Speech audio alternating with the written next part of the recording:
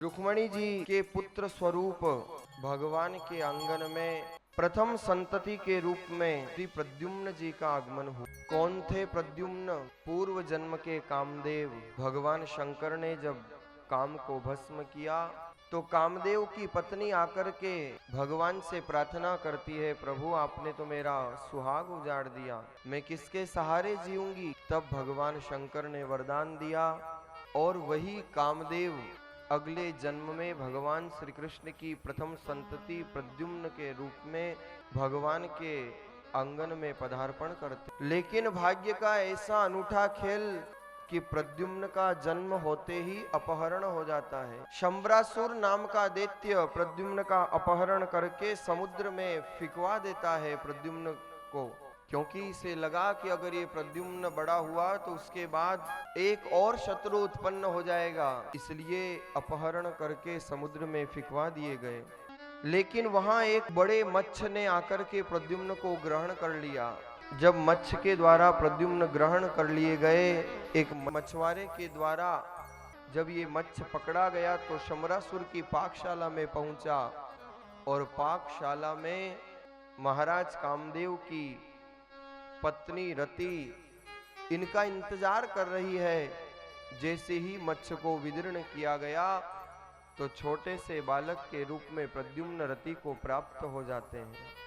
शंबरासुर के पीछे रति प्रद्युम्न का पूरा लालन पालन करती है। शंबरासुर को भनक तक नहीं लगी कि मेरे ही घर में मेरा ही दुश्मन पल रहा है। पर क्या विधाता का खेल है। आजकल हम देखते हैं ना, छोटे छोटे बच्चों का अपहरण हो जाता है, कई बार बच्चे बदल दिए जाते हैं। ये परंपराएं कोई आज की नहीं, ये समस्याएं तो अनादि काल से हैं। अरे भगवान के पुत्र को ही नहीं छोड़ा तो इस संसार की तो क्या बात कहें। यही तो विधाता की विडंबना है, यही तो भाग्य का खेल है।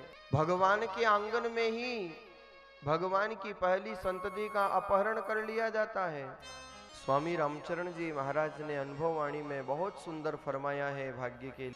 कहाँ काशी कश्मीर, कहाँ लाहौर मुल्ताना, कहाँ कच्छ गुजरात, कहाँ दक्षिण दिखलाना, आश पाश गल बांध मोह माया भरमावे, और जन जन आगे जीव विविध विधि नाच नचावे, दुखी हीन भटकत फिरे भाग्य भरोसो खोय, और राम चरण प्रारब्ध बिना कछु न प्राप्त। बिना प्रारब्ध के, बिना भाग्य के कुछ प्राप्त करना संभव नहीं है। बिना प्रारब्ध के, बिना भाग्य के जीवन में कुछ प्राप्त हो नहीं सकता।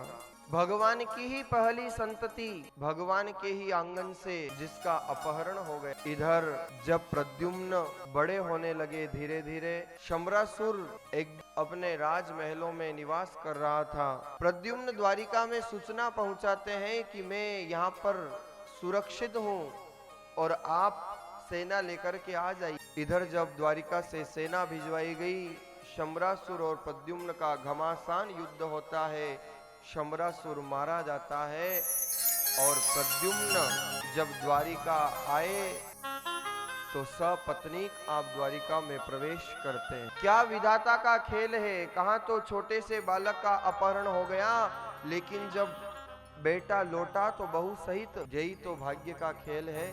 भाग्य और कर्म के विषय में कई बार व्यक्ति अक्सर उलझ जाया करते हैं। कई लोग प्रश्न करते हैं, महाराज भाग्य की प्रधानता है या कर्म की प्रधानता है? क्योंकि एक तरफ गोस्वामी जी महाराज ने वर्णन किया है, मानस में लिखते हैं गोस्वामी जी महाराज, होई सोई जो राम